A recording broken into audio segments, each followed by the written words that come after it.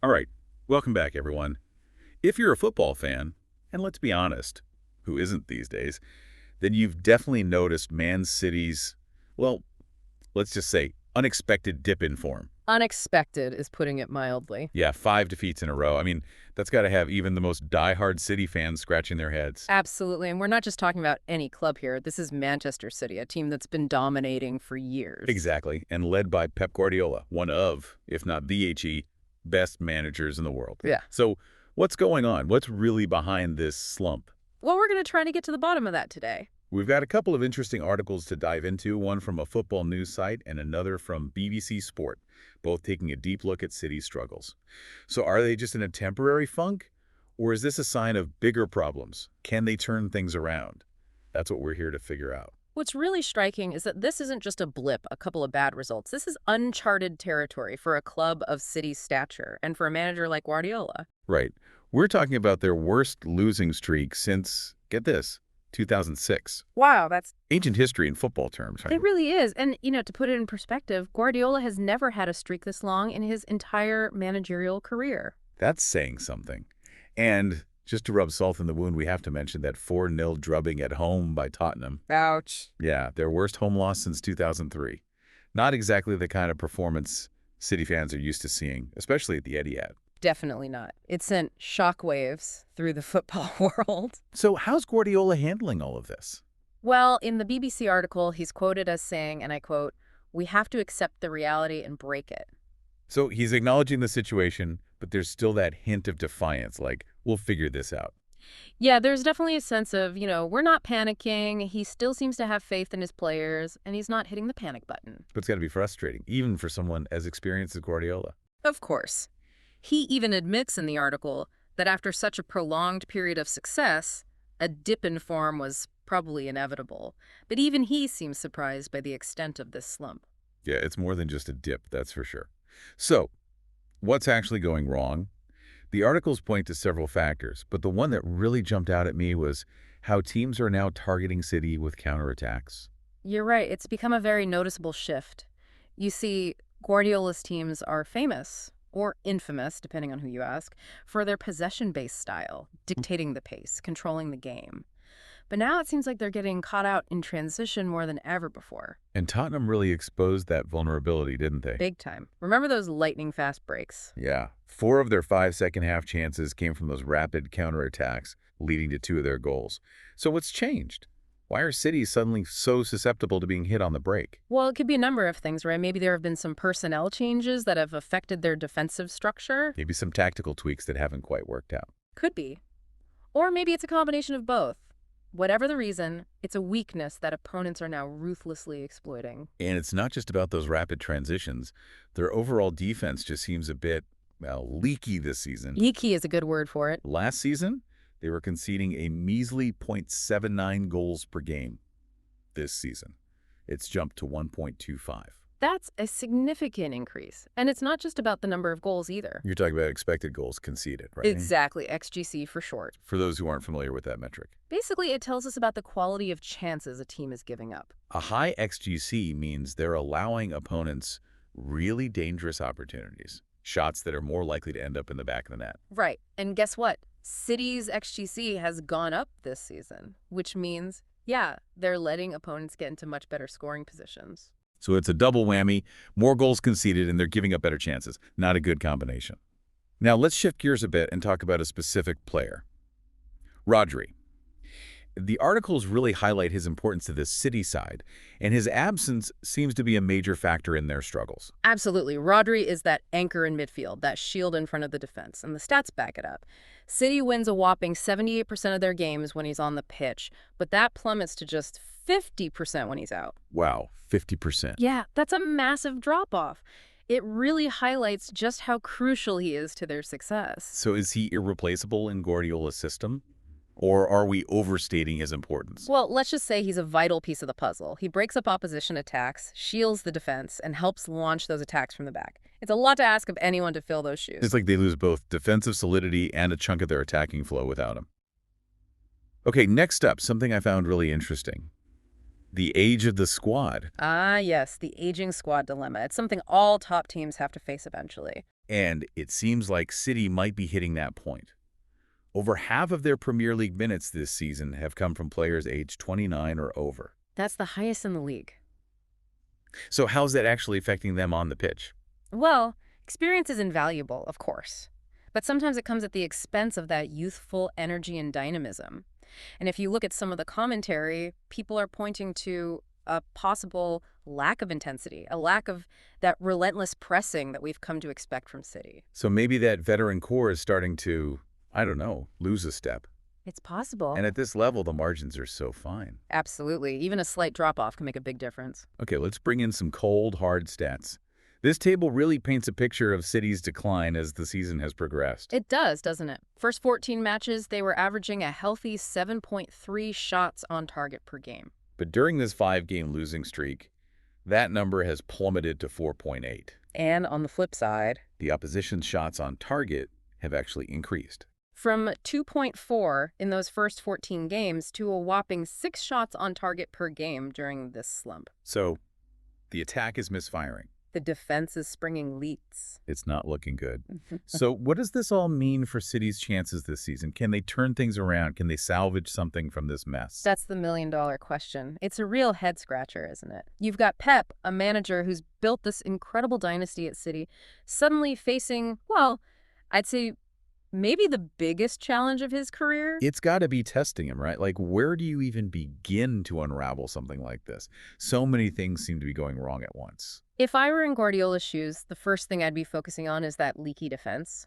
We talked about the raw number of goals conceded, but remember that XGC metric? Right. Expected goals conceded. Yeah. That tells us that the chances they're giving up are far more dangerous than last season, and that's a huge red flag. Yeah, it's not just about being scored on. It's about the types of chances, those high-quality scoring opportunities. Exactly. And those are the ones that are much more likely to end up in the back of the net. So tactically, I think Pep needs to really take a hard look at their defensive shape.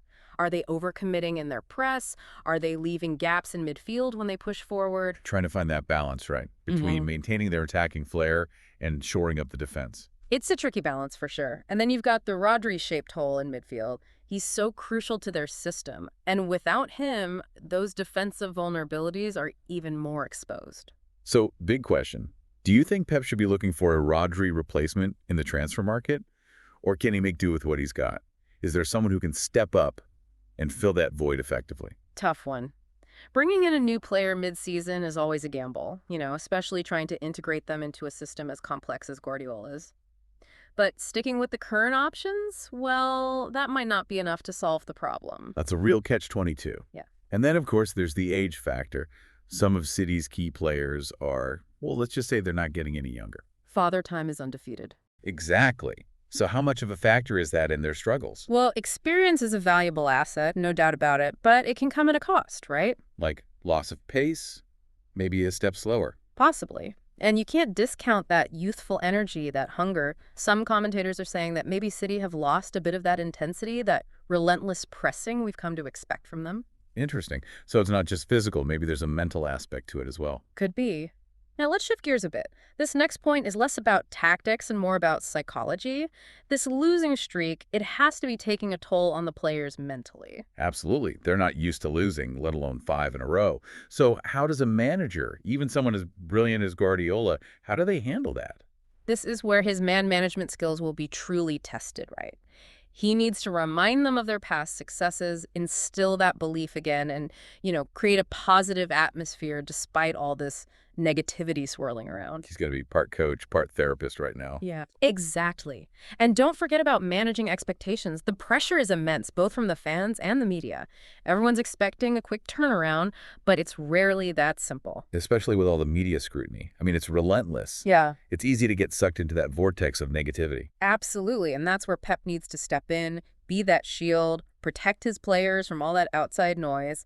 Create a siege mentality, huh? Like, it's us against the world. Exactly. Rally the troops, foster that unity, and remind them that they're still Manchester City, one of the most talented and decorated teams on the planet. So it's about more than just formations and tactics. It's about psychology, leadership, creating the right environment. It all plays a part. And that's what separates the truly great managers from the good ones. So it's going to be fascinating to watch how Pep navigates this challenge, right? Yeah. both tactically and from a leadership standpoint. Absolutely. It's a true test of his abilities. Can he pull City out of this tailspin and get them back on track? Or will this mark the beginning of their decline? We'll have to wait and see. Well, before we dive into those big questions, let's take a closer look at what's immediately ahead for City.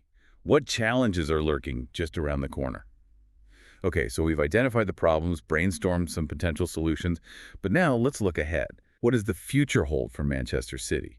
What kind of challenges are waiting for them just around the corner? Well, their schedule is about to get very, very interesting. Interesting, you mean tough, right? Yeah, let's call a spade a spade. Yeah. They're facing a gauntlet of matches that will really test their mettle. Yeah, just looking at their upcoming fixtures, it's a bit daunting. First up, a trip to Anfield to face Liverpool. Ah, Anfield. It's a fortress, especially with that crowd roaring behind Liverpool. And, even though Liverpool have had some hiccups this season, they're always dangerous at home. And right after that Anfield test, they've got a tricky Champions League clash against Feyenoord. Feyenoord are no pushovers. They're looking strong in their group.